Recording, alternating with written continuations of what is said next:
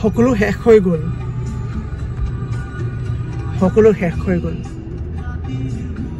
জুবিন দা কেৱল মাত্ৰ এজন গায়ক নাছিলে, জুবিন দা আছিলে গোটেই অসমবাসীৰ এটা মাত, গোটেই অসমীয়াৰ আৱেগ, গোটেই অসমীয়াৰ হৈ মাত মাতিব পৰা, কেতিয়াও কণ্ঠাবোধ নকৰি সকলো কৈ দিব পৰা এজন মানুহ। জুবিন দা আছিলে সেই গুৱাহাটীৰ ৰাজপথত ঘূৰি থকা কণমানিকেইটাৰ বা একদম অসহায় কণমানিকেইটাৰ বন্ধু। জুবিন দা আছিলে দুখীয়াৰ সহায়ক। জুবিন দা আছিলে সেই গুৱাহাটীত প্ৰাণ একদম মৰহি যাব খোজা, একদম মৰহি যাব খোজা গছকেইটাৰ প্ৰাণ। জুবিন দাৰ পৰাও প্ৰায় গছকেইটা প্ৰাণ প্ৰায় উঠিছিলে। হয়তো আজি দুদিন ধৰি একদম শুব পৰা নাই, ক'তো গৈ শান্তি পোৱা নাই, আৰু বেছিকৈ ওলাই আহিলে আৰু বেছি অশান্তি লাগে।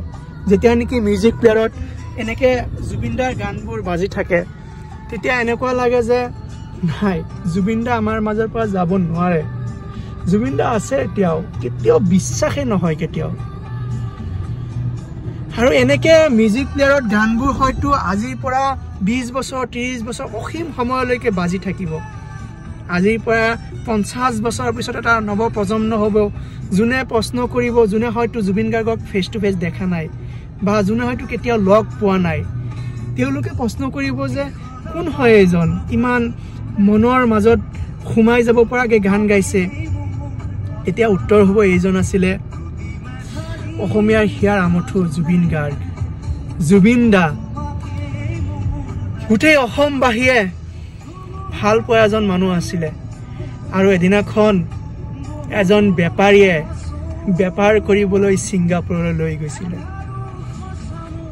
ছিংগাপুৰত গৈ সেই গভীৰ সাগৰে ছিংগাপুৰত বেপাৰ কৰি কৰি বেপাৰীজনে আমাৰ মাজৰ পৰা জুবিন গাৰ্গক লৈ গৈছিলে। সেই ছিংগাপুৰৰ সাগৰে বুজি নাপালে জুবিন দাৰ গভীৰতা। ব্ৰহ্মপুত্ৰ হ'লে হয়তো তেতিয়াই ঘূৰাই দিলে হয়। ছিংগাপুৰৰ সেই গভীৰ সাগৰে কেতিয়াও জুবিন দাৰ গভীৰতা বুজি নাপালে। আৰু আজি কফিন হৈ এয়াৰপোৰ্টত আহিব লগা হ'ল জুবিন দাৰ দেহতো। সদায় ফূৰ্তি কৰি থকা মানুহজন, আমোদ ফূৰ্তি কৰি থকা মানুহজন বাৰে বাৰে হস্পিটেলত এডমিট হোৱাৰ পিছতো কেতিয়াও মানে নিজৰ ফূৰ্তিটো পাহৰি নোযোৱা মানুহজন, অৰ্থাৎ বা এয়াৰপোৰ্টত ছিংগাপুৰত যোৱাৰ টাইমতো ইমান হাঁহি ফূৰ্তিৰে গৈছিলে। সেই হাঁহি ফূৰ্তিৰে যোৱা মানুহজন যেতিয়া কফিন হৈ দেহলৈ উভতি আহে, তেতিয়া সহ্য কৰিব নোৱাৰি। এটা পিকচাৰ দেখাওঁ আপোনালোকক। এয়া হ'ল কফিনৰ পিকচাৰ, য'ত লিখা আছে লেট। শব্দটো বহুত বেয়া লাগে, লেট জুবিন গাৰ্গ। আৰু তাতে মেনেজাৰজনৰ নাম দিয়া আছে, এড্ৰেছ দিয়া আছে। অৰ্থাৎ কফিনটো যেতিয়া এটা কাণ্ট্ৰিৰ পৰা আৰু এটা কাণ্ট্ৰিলৈ লৈ যায়, এনেকৈ সিহঁতে এনেকৈ প্ৰচেছিং কৰে।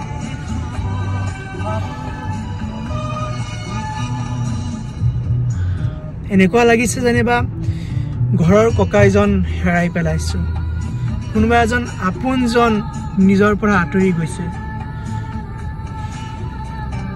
জুবিন দা কেতিয়াও আঁতৰি যাব নোৱাৰে।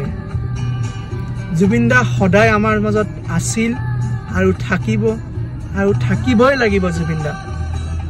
সকলোকে অনুৰোধ, জুবিন দাৰ গানবোৰ যাতে অসম চৰকাৰে মানে তেনেকৈ প্ৰিজাৰ্ভ কৰিবৰ কাৰণে এটা ব্যৱস্থা কৰে নাম। আৰু জুবিন দাৰ নামত যাতে যদি কেতিয়াবা ডাঙৰ ব্ৰিজ হয় অসমত, তেতিয়া যাতে জুবিন দাৰ নামত হয়। ডাঙৰ এখন পথ হ'লে যাতে জুবিন দাৰ নামত হয়, যাতে আমি জুবিন দাক কেতিয়াও আমাৰ মাজৰ পৰা হেৰাই নিদিওঁ।